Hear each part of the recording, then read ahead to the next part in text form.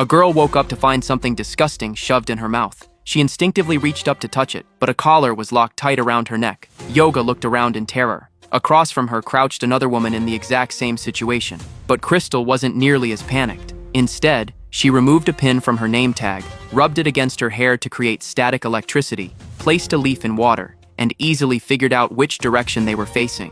When they reached an open clearing, they discovered it wasn't just women with collars in their mouths. Men had them too. In the middle of the lawn sat a wooden crate. Some guy in a hat walked up to it without thinking twice and grabbed a crowbar nearby. Just as he was about to pry it open, an older man behind him warned that it might be a trap. But because of the gag in his mouth, he couldn't make out what the old man said, so he turned back and kept working on the crate. The old man took one look and bolted. Yoga followed and hid behind a large tree. The moment the crate opened, everyone held their breath, half expecting some monster to devour the guy. But what walked out was a perfectly dressed Peppa Pig. The absurdity of it made everyone breathe a sigh of relief. Only the guy in the hat, standing closest, could see there was something else inside. Everyone tensed up again. He slowly reached into the crate and felt around until his hand found a handle. Inside was an entire arsenal of weapons and gear. Everyone rushed toward it, except Yoga, who noticed a paper bag nearby with a key inside. Hey!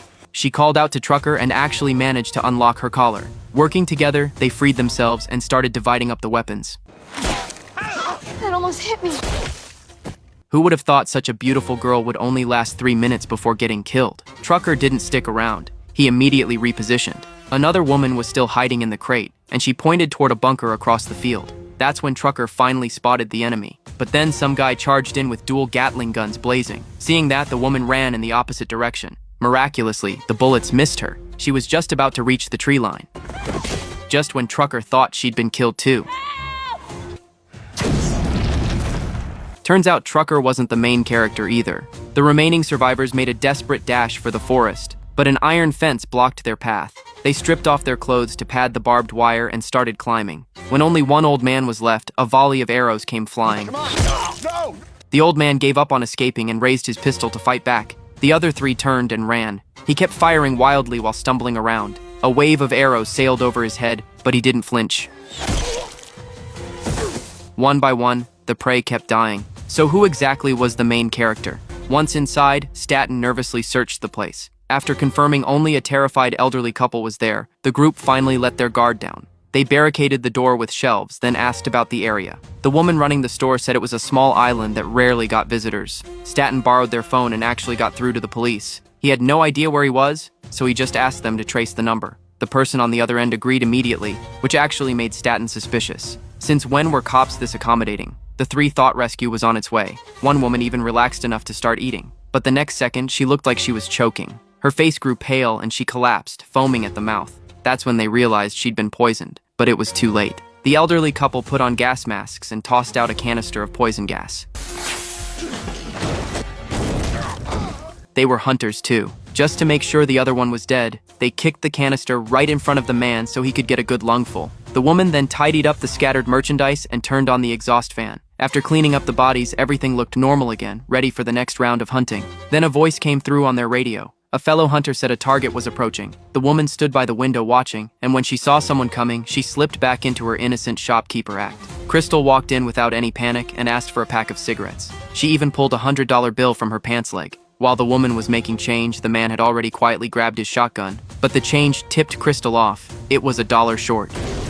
She became the first prey to turn the tables on the hunters. Crystal calmly opened the cigarette pack. It was empty. She also found 3 fresh bodies in the storage room. That confirmed her suspicions. Crystal geared up, took off her jacket, grabbed the shotgun, and walked out. A truck was parked right outside. As she was about to drive off, she noticed a wire attached to the door handle, connected to a bomb. The radio crackled with one of the hunters asking for a status update. Crystal got down in the grass and waited. Her instincts and judgment were razor sharp. Before long, a drone flew overhead. The person operating it didn't even get a clear view inside before someone shot it down. Crystal went on high alert. Whoever was on that radio definitely knew something had gone wrong by now. The guy who fired the shot emerged. He had his eye on the truck too, and was about to get himself blown up.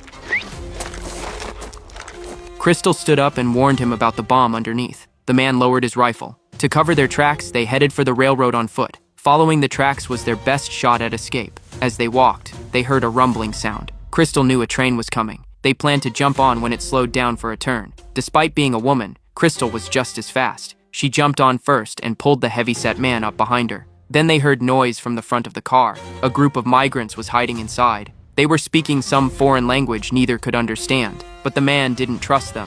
An open car with refugees inside? Too convenient. He gave them 3 seconds to come clean, but then the train suddenly stopped. They'd hit a border patrol checkpoint. With dogs barking, everyone had no choice but to get off the train. The man figured since he was American, he'd ask the officer to take him back. He even mentioned being hunted, but because of the language barrier, the soldier ignored him completely. The migrants walked up too. This threw the man for a loop. He knew these refugees were hunters, but calling them out could get everyone killed. The migrant even promised that if he stayed quiet, they'd give the two of them a head start before the chase resumed. Who could put up with that? Negotiate with him before killing him. The man lunged. A grenade fell out of the refugee's backpack. He grabbed it and shoved it right into the guy's pants. Everyone scrambled.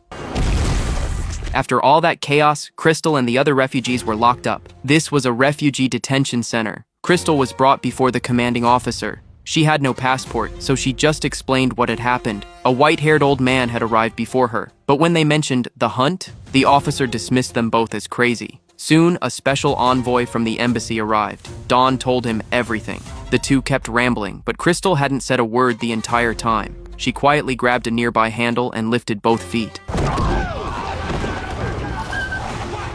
But she didn't escape right away. Instead, she reversed and ran the car over the envoy's head. Then she took his gun. When she opened the trunk, there was the dead body of the heavy-set man. A woman's intuition is terrifying. From the conversation earlier, she'd already picked up that the man was a fake embassy official. She found a map in the car, clearly marking the hunter's hideout. Dawn urged Crystal to escape while she could, but she refused. Anyone who dared to mess with her was going to pay. Following the map, the two quietly made their way back to the clearing.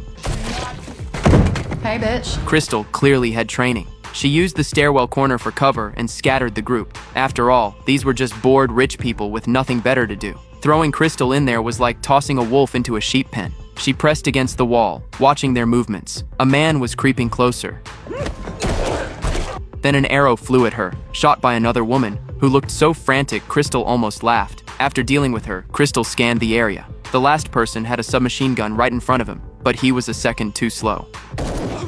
Everyone in the bunker was dead. Crystal grabbed a sniper rifle. The guy she'd shot earlier was hobbling away. She wiped out the entire hideout. Gun in hand, Crystal was about to leave when she was suddenly attacked. The guy from before wasn't quite dead yet.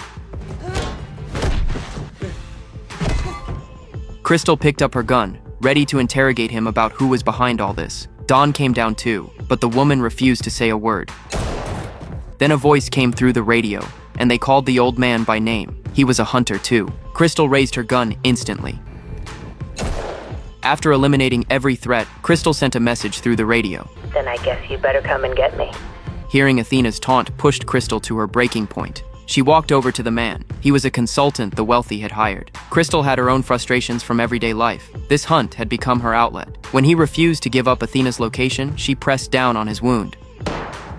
A few rich amateurs trained by one security guard had just picked a fight with a combat veteran. Crystal quietly approached the estate. What she didn't know was that Athena was watching her every move. Athena was clearly confident too. She wanted a face-to-face showdown. Crystal did as instructed and left her gun in the mailbox. The gates slowly opened. Athena confidently prepared breakfast. She was the mastermind behind everything. She knew the background of every target. They were all nobodies from the bottom of society with no family, but she'd misjudged Crystal. The target she was looking for came from the same place as Crystal, but their names were one letter apart. That mistake was what led her to drag a battlefield wolf into a pen full of sheep. Crystal grabbed the knife first, but Athena was no slouch either. Even with just 8 months of training, her close combat skills were nearly on par with Crystal's. One hard fall made Athena hesitate. She backed away slowly, then suddenly pulled a shotgun from her bag. That wasn't exactly playing fair. Crystal turned and ran. When Athena stopped to reload, Crystal charged back in. That exchange nearly cost Crystal half her life. Athena picked up a knife again and drove it into Crystal's side, but Crystal didn't stop. When they hit the ground again, Athena found a meat slicer blade nearby. She slashed Crystal once more. Those 2 blows left Crystal barely able to fight. Athena kept slamming into her stomach. Then Crystal suddenly grabbed Athena's leg. It was a brutal move. Hurt the enemy, hurt yourself. Without giving Athena a chance to breathe, she lunged again. When they separated, the blade was lodged in Athena's stomach.